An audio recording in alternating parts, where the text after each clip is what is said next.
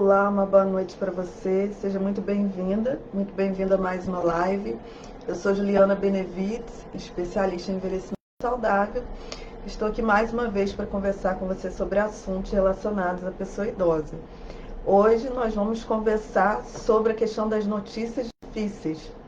Será que nós devemos esconder do idoso essas notícias difíceis ou não? Será que nós devemos falar, né? Quais são as questões que estão envolvidas nisso?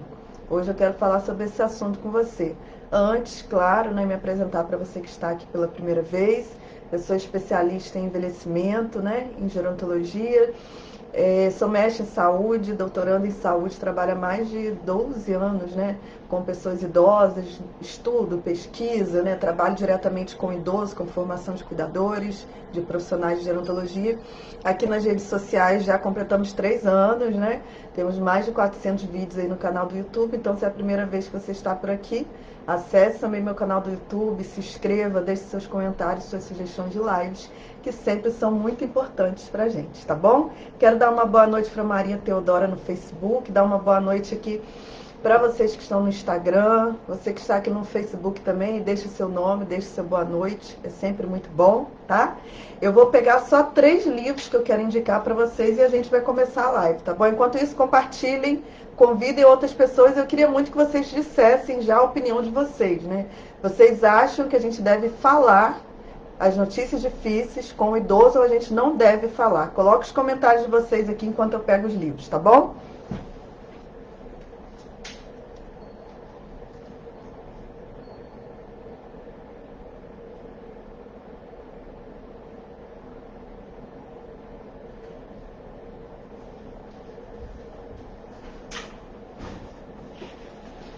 Peguei, gente, porque hoje tem indicação de livro, tá?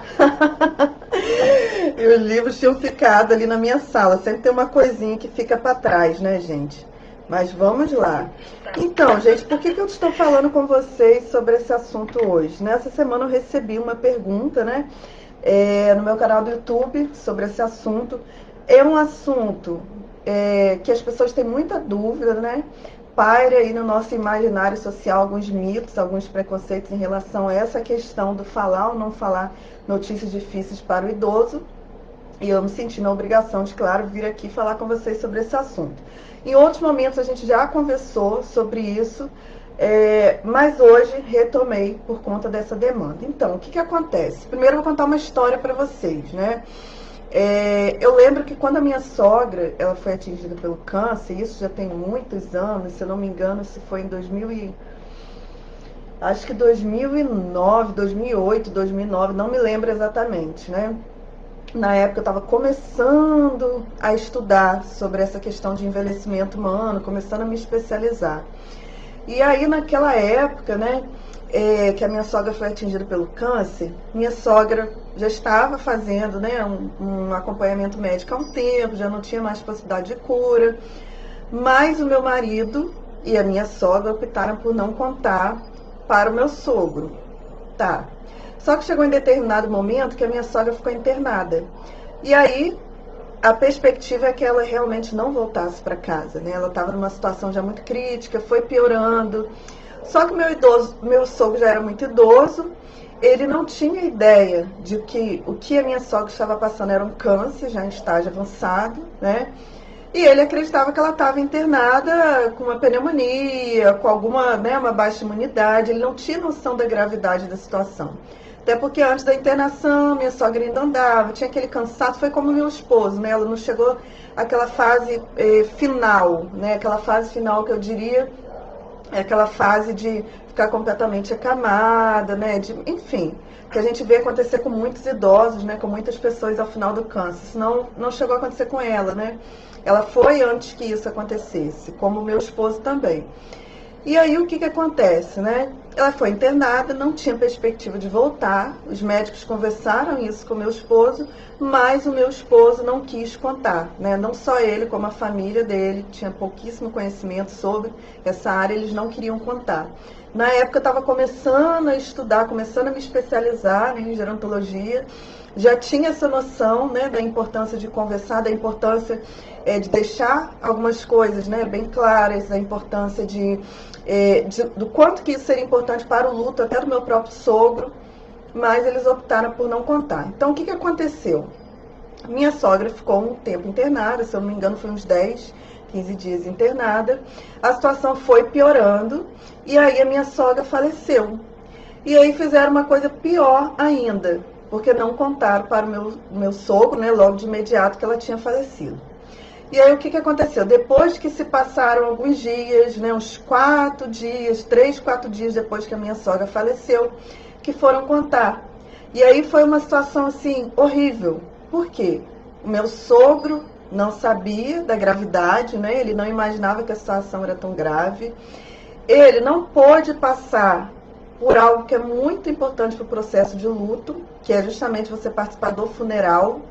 E aí, para ele, inicialmente foi difícil processar, porque ele se sentiu traído. Então, a vida inteira dele, né, ele questionou, meu sogro viveu aí, depois disso, eu acho que mais uns 5 anos. Ele faleceu aos 94 anos, e sempre que ele se lembrava dessa situação, ele fazia o mesmo comentário, que ele se sentiu traído, porque ele foi casado há 50 anos, e ele não teve a possibilidade de se despedir da esposa dele. Então, por que eu trouxe essa história? Para a gente refletir algumas questões que envolvem esse processo de você comunicar ou não comunicar situações difíceis, né? Fazer comunicações de questões difíceis para o idoso. Primeiro, né? No nosso imaginário social, paira a ideia de que o idoso é uma pessoa muito frágil, de que o idoso é uma pessoa incapaz de lidar com as situações difíceis da vida, que o idoso vai infartar se ele souber de alguma coisa difícil, que ele vai morrer se ele souber da doença de alguém, do óbito de alguém, que ele vai deprimir, né? Então nós temos muitas crenças, né, muitos mitos, muitos preconceitos que estão relacionados ao nosso olhar sobre o idoso hoje. Então, na verdade, o nosso olhar é muito preconceituoso. Nós olhamos para o idoso como se ele tivesse menos valia, como se ele tivesse menos capacidade, como se ele fosse uma pessoa mais suscetível, né, mais predisponível a não aguentar passar por situações difíceis do que a gente. Então, a gente olha para o idoso muitas vezes como um coitadinho. E a nossa ideia é que, bom, se eu mentir, eu vou preservar o idoso dessa dor, né? Se eu mentir, eu vou preservar o idoso de uma depressão. Bom, isso não tem fundamento nenhum, tá? Porque não existe, até o momento, estudos científicos que comprovem isso. O idoso que é comunicado de uma questão, de uma situação difícil, que ele vai deprimir, né? Como a gente vê muito no caso do câncer, né? Principalmente a gente vê essa ideia, não vou contar para minha mãe, para o meu pai que ele está com câncer, não vou contar que não tem, que o tratamento dele não é curativo, eu não vou falar, isso vai deprimir. E na verdade o que os estudos vêm mostrando para a gente é o contrário, né? Não há essa depressão, claro. Há um impacto, há uma tristeza. Você não quer, por exemplo, o idoso que descubra que está com câncer, ou que está com câncer já avançado, ou que alguém morreu, ou uma situação difícil na família, que ele saia pulando e fique sorrindo. E isso seria o doentio, né? Claro que ele vai sofrer o luto dele, claro que ele vai ficar triste, como qualquer pessoa. Agora, a ideia de que você fazer um comunicado difícil para o idoso vai levar ele à depressão não tem fundamento. Não existe estudos científicos, não existe ciência que comprove isso, tá? E isso vem de um olhar preconceituoso que a gente tem sobre o idoso. E tem mais uma questão, nós que moramos, né, que somos aqui do América Latina, né, nós temos uma ideia de que nós temos opção de contar para o idoso ou não sobre as questões difíceis. E, na verdade, né, isso é uma cultura nossa que não é baseada em lei, tá? E que é nossa, porque se a gente for para outros países, né, por exemplo, se você for para os Estados Unidos, né, se você for para outros países mais avançados, não existe nem essa discussão. Você vai contar, porque o idoso ele é detentor de direito de ter acesso à informação como qualquer pessoa, não tem essa discussão. Essa discussão está na nossa cultura latino-americana, que não é uma discussão. Na verdade, é algo que não é fundamentado e que a gente vai construindo e vai impulsionando e vai mantendo essa forma de posicionamento, né? Outra questão relacionada a isso é o que a nossa legislação vai falar, né? Por exemplo, em relação à própria saúde do idoso, o Estatuto do Idoso vai falar que o idoso tem direito de saber todas as informações relacionadas à vida dele, à saúde dele. Ele tem direito de discutir, ele tem direito de optar sobre o tratamento, isso está no Estatuto do Idoso. Embora a maioria das pessoas que trabalham com idoso não goste de falar sobre isso, mas é direito do idoso, né?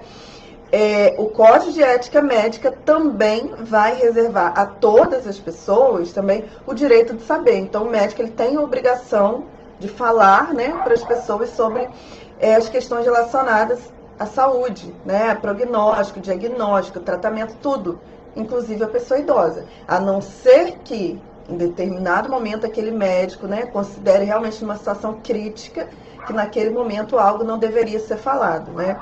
Mas, no geral, né, sem essa exceção aí da condição de saúde naquele momento do idoso, ele tem todo o direito de saber como qualquer outra pessoa. Qual que é a realidade, então? Como eu falei, não tem fundamento essa história de a gente não contar notícias difíceis para o idoso. Por que que não tem? Primeiro, não tem pesquisas sobre isso, falando, concordando com isso, que confirme isso. Segundo, gente, vamos pensar cá para nós, né? Uma pessoa idosa é uma pessoa que já passou por diversas questões difíceis e complicadas na vida. É uma pessoa que, em geral, a gente não pode falar 100%, mas é uma pessoa que, em geral, vai ser o contrário do nosso imaginário social. Vai ser uma pessoa que já construiu cascas, né?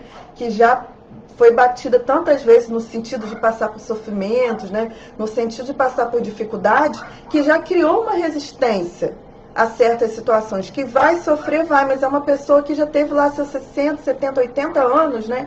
Que já lidou com morte, já teve que lidar com morte, já teve que lidar com desemprego, já teve que lidar com doença, já teve que lidar com tantas coisas, que em geral é o contrário do que a gente pensa. Em geral é uma pessoa mais fortalecida, uma pessoa que tem mais estratégias e mais repertório, né, de vivência para lidar com essa situação, né?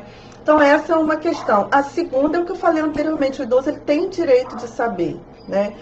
Muitas vezes a gente tem um posicionamento de esconder e aí a gente piora muito a situação. Por quê? Quando você esconde, em algum momento esse idoso vai saber. Em algum momento ele vai descobrir que tem uma mentira. Se tem alguém doente na família, ele vai ver os sussurros, ele vai ver que as pessoas evitam conversar sobre determinado assunto e ele vai descobrir de alguma forma, seja pela internet, seja porque uma pessoa desavisada vai falar, mas em algum momento ele vai descobrir. E quando ele descobrir, toda a confiança que ele tem em você vai embora. Em você e nas pessoas que mentiram.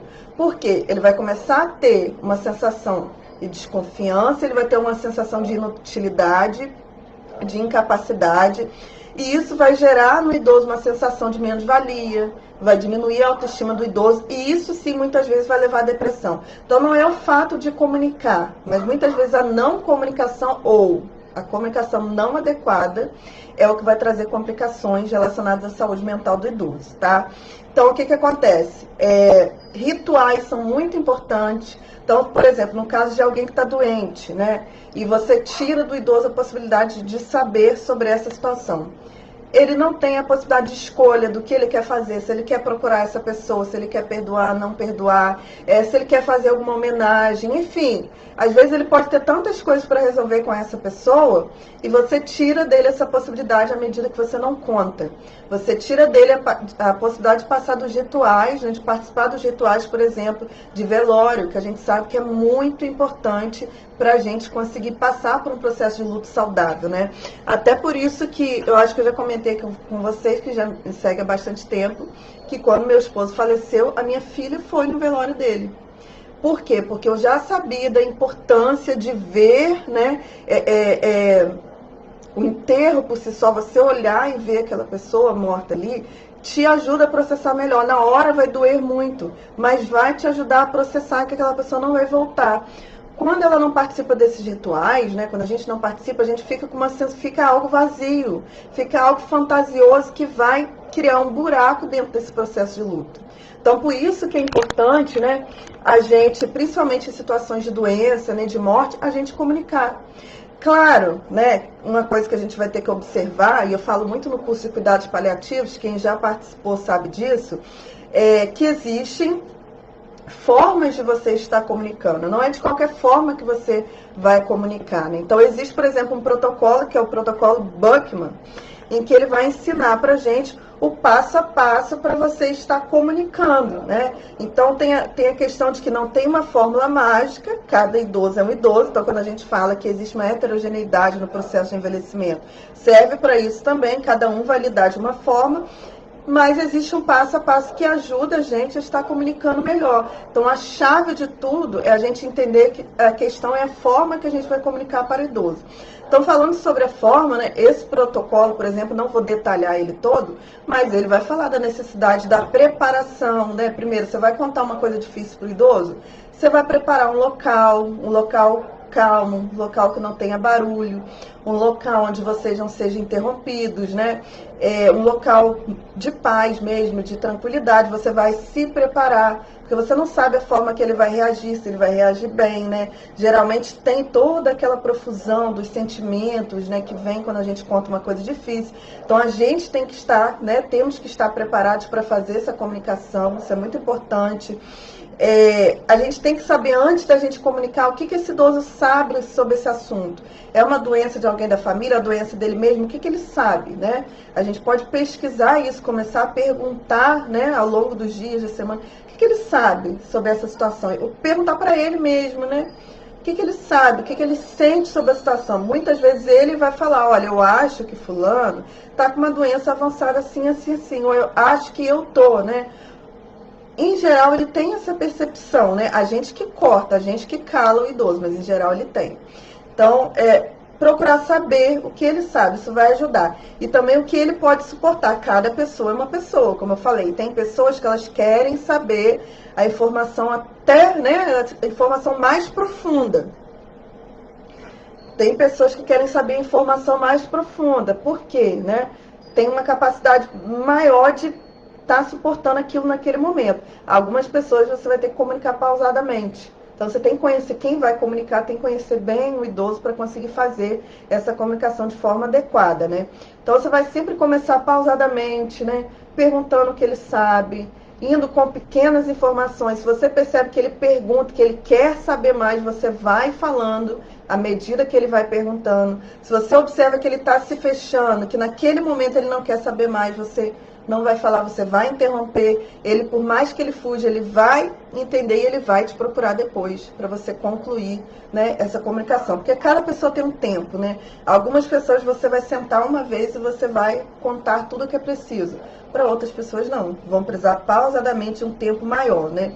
Agora, o que é importante? Assegurar que você vai estar junto desse idoso, independente da notícia que você vai dar, responder as emoções dele de forma adequada, né? Sem julgar, sem questionar, porque cada um lida de uma forma, como eu falei, e propor um plano para esse idoso lidar com essa situação, né?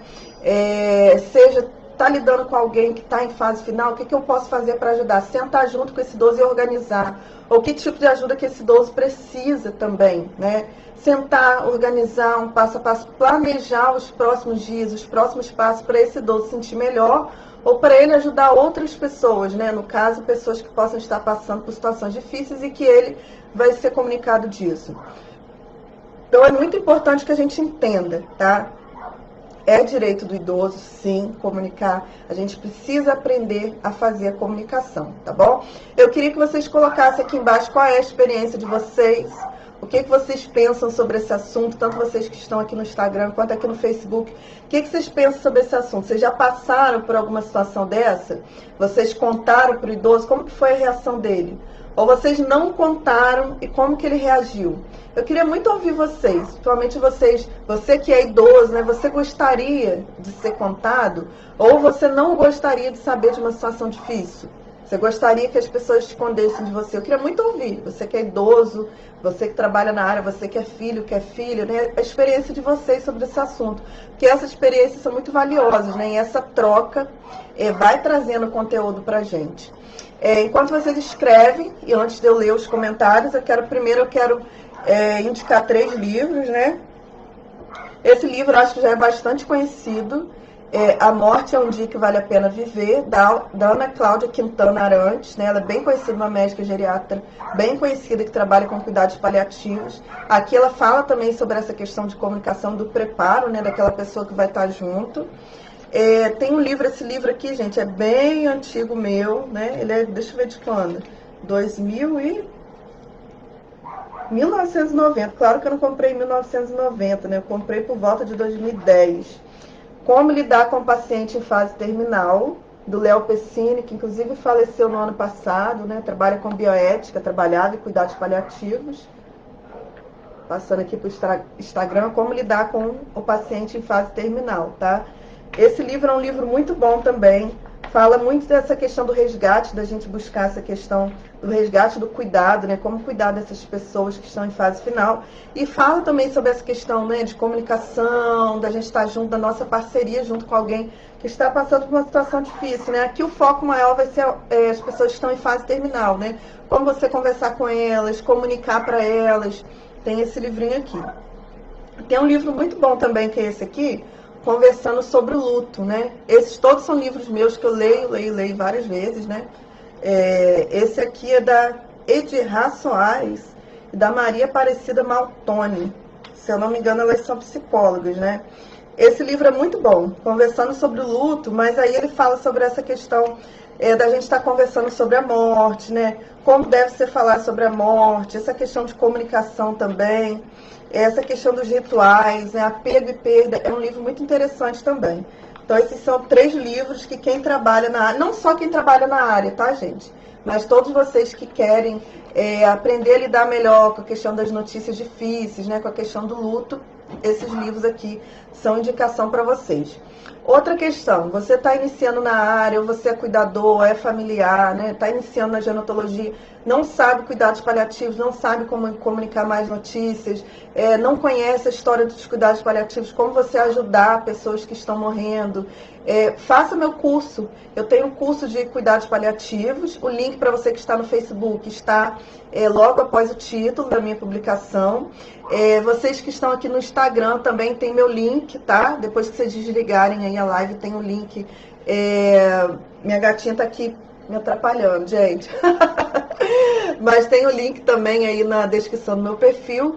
No curso de cuidados paliativos vocês vão aprender sobre história, sobre filosofia, sobre princípios de cuidados paliativos, né?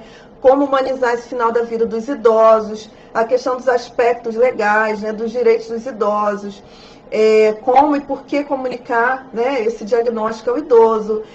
Vão aprender sobre diretivas antecipadas de vontade, vão aprender sobre sofrimento e dor na fase final, sobre os principais sintomas da fase final e como você ajudar, né, o idoso que está morrendo, e também sobre a questão de como lidar com o luto e dos impactos da terminalidade na vida do idoso, tá? Vocês podem se inscrever, quem está no Facebook, o link está embaixo. Aqui no Instagram também. Se tiverem dúvidas, podem mandar as perguntas para mim e eu vou ler aqui os comentários de vocês, né? Aqui no Instagram o Paulo me coloca no lugar do idoso, né? Tem empatia. Eu não gostaria que escondessem algo, né? Ele colocou. Ele não gostaria que escondessem algo dele. Então ele também não vai esconder do idoso, né? A Maria Teodora colocou aqui no Facebook, aula super importante, pois estamos vivendo dias difíceis e a comunicação com os idosos tem que ser clara e com atenção e carinho. É isso mesmo. Comunicação clara, sem esconder, né, de forma simples, de forma pausada. Isso é muito importante para o idoso, né? E ela colocou aqui, eu prefiro falar, né, contar a verdade. A Leonésia colocou aqui, fui desenganada pelos médicos e minha filha me sondou perguntando, mãe, você nunca falou onde gostaria de ser enterrada? E ela respondeu, não vou morrer, tem uma promessa de Deus, né? E ela colocou aqui que a fé dela a ajudou. Claro que, até quando a Leonésia colocou assim que tinha sido desenganada, né? Existem situações, gente, que a gente percebe assim, a medicina, ela avança até certo ponto, né? Mas tem situações, principalmente pra gente que acredita, não sei se vocês acreditam também, mas independente de crença, né, no espiritual, existem situações que quem é mais espiritualizado vai atribuir essa resposta do organismo à fé.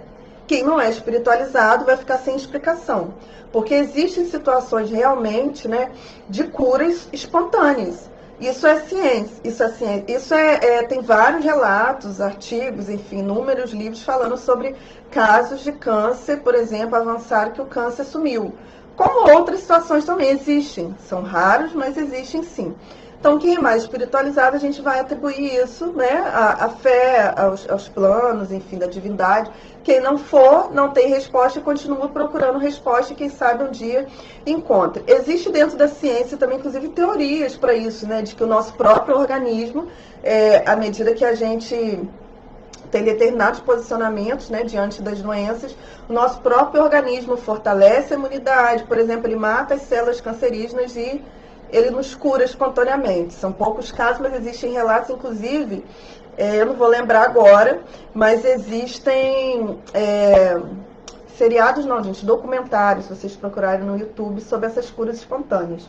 Então acontece, Leonésia, esse tipo de coisa, né, da gente ter um diagnóstico e de repente não ser aquilo, né? Como acontece também em alguns casos, né? Por exemplo, eu vou contar a situação do meu próprio esposo, em que ele foi, desde o início, o câncer dele já não tinha possibilidade de cura. Ele começou a buscar, né, a religião, no caso dele ele começou a buscar uma religião evangélica, uma igreja evangélica e tal.